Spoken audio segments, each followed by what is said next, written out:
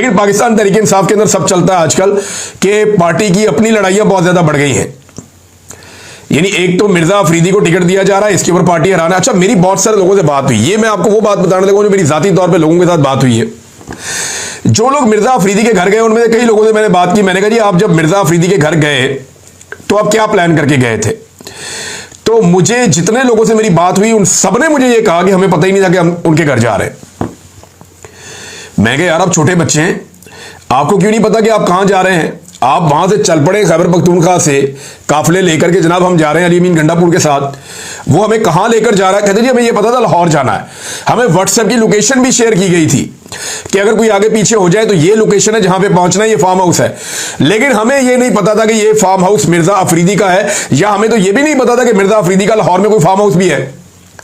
अच्छा, इस बारे में तो वाकई मुझे भी नहीं पता था कि मिर्जा अफरीदी का लाहौर में वाकई कोई फार्म हाउस है। तो इस पे मैं इसलिए भी एतबार करता हूं कि इससे पहले कभी ये हाईलाइट हुआ भी नहीं कि रायविंड में कोई मिर्जा अफरीदी का भी अपना कोई फार्म हाउस है। बहरहाल ये फार्म हाउस तो वहां मौजूद है और यहां पे बड़ी तादाद में, पता नहीं वो उनका है या उनके किसी रिश्तेदार का, लेकिन जो भी है वहां पे मिर्जा अफरीदी साहब ने बंदोबस्त किया हुआ था और ये सारे वहां पहुंच गए।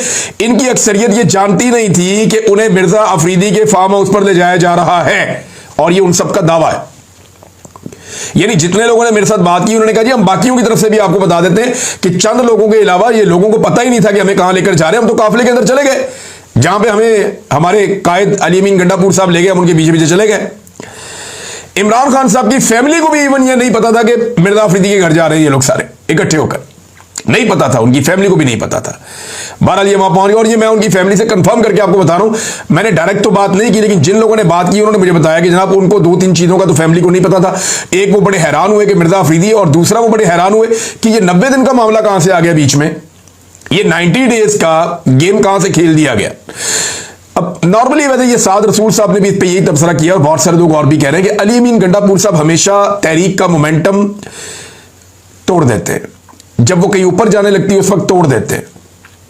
पहले जब डी चौक में सारे पहुंचने लगे थे तो गंडापुर साहब डी चौक के बजाय घर चले गए, केपी हाउस चले गए, और वहां पे उन्होंने फ्रेश होने के बाद वो पहाड़ों पे चढ़ गए और पता नहीं क्या कुछ करके वो वापस खैबर पख्तूनख्वा पहुंच गए।